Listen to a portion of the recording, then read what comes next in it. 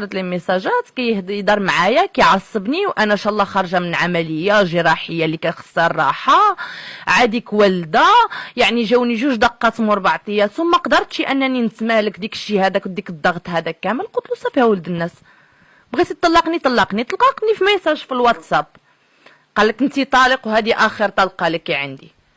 يعني شي حاجات مستفزين جدا.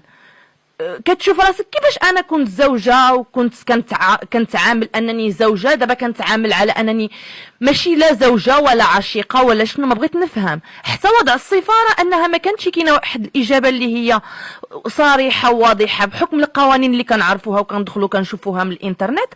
كيقول لك بان كاينه قوانين حاليا في الدوله السعوديه انها كتنصف المراه في الحالات ديال المطلقه، كتعطيها الحضانه ديال الابن ديالها، وكتعطيها الجواز السفر ديالو، كتعطيها البطاقه الهويه ديالو، يمكن كتعطي لها حتى الاقامه ديال الدائمه ديال السعوديه بحكم انها مواطن سعودي.